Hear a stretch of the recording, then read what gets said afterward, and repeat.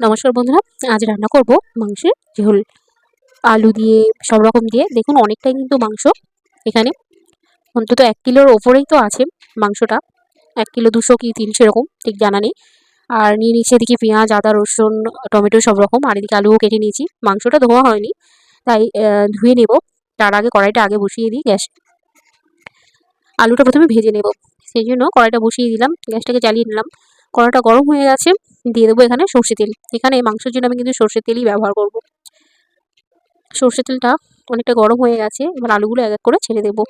আলুর মধ্যে একটু জল থাকাতে তেলগুলো খুব ঠিক রচ্ছে। অল্প অল্প পরিমাণে একটু দেবো আলু। আর কড়াটা অনেকটাই ছোট হয়ে গেছে, বুঝতে পারছি আলু কটা দিয়েই।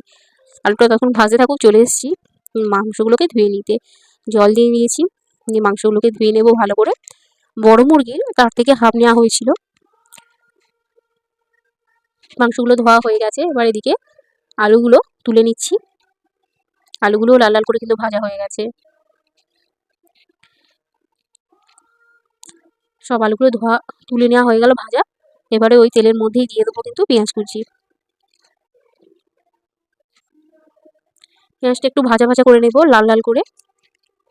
দিয়ে দেবো এখানে রসুন, প্রথমেই দেবো রসুন বাটা।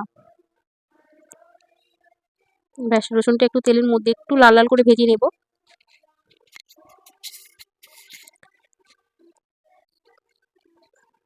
একটু লাল লাল করে ভেজে নিয়েছি, এবার দিয়ে দেবো কিন্তু আদা বাটা।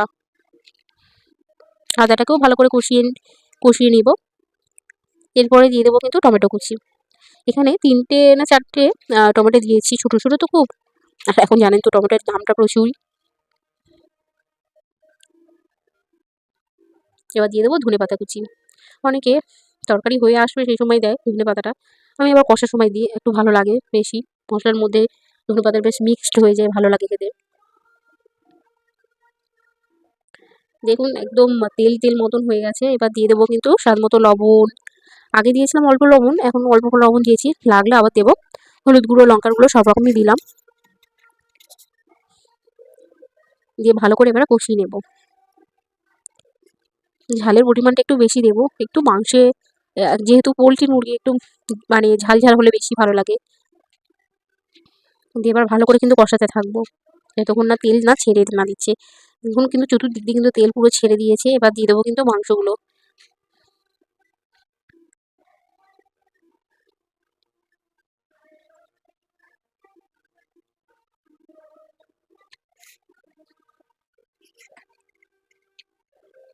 ব্যাস, মাংসগুলো সব দেওয়া হয়ে গেছে। আর কটাটা আমার রান্নাটা করছি আর মনে হচ্ছে মাংসটা সত্যিই খুব, এই কড়াটা খুব ছোট হয়ে গেছে।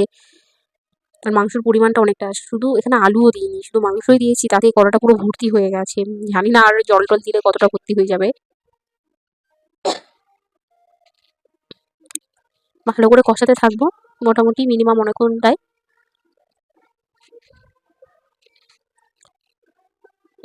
যত মাংস কষাবে তত কিন্তু টেস্ট আরও বেড়ে যায় মাংসের।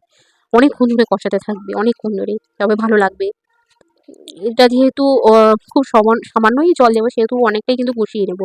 খুব সামান্য পরিমাণেই কিন্তু জল দেবো। এবার কিন্তু মেটেটা দিয়ে দিলাম। মেটেটা অনেকটা পরে দেবো, পরে দিয়েছি কারণ গুলে যাবে তো, মানে গুলে যাবে না ঠিক, ঘেটে যাবে, ভালো লাগবে না তখন ঘেটে গেলে। ওই জন্য একটু পরেই দিলাম মেটেটা। আর মেটে তো সেদ্ধ হতে বেশিক্ষণ টাইম লাগে না। দেখুন কথা বলতে বলতে আলুটাকেও দিয়ে দিলাম। আলুটাকেও একটু নাড়াচাড়া করে নিচ্ছি।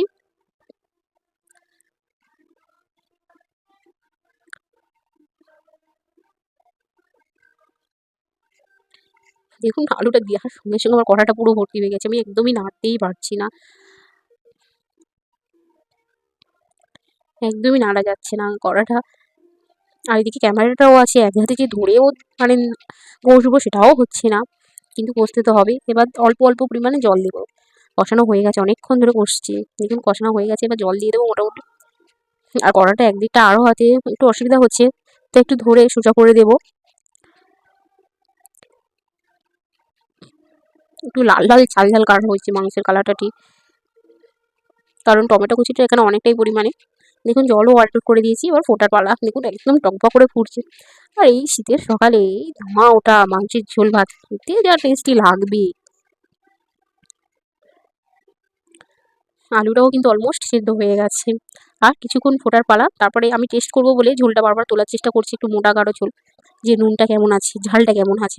দেখুন হয়ে গেছে আমার কিন্তু রান্না। এবার গ্যাসটা কিন্তু অফ করে দেব।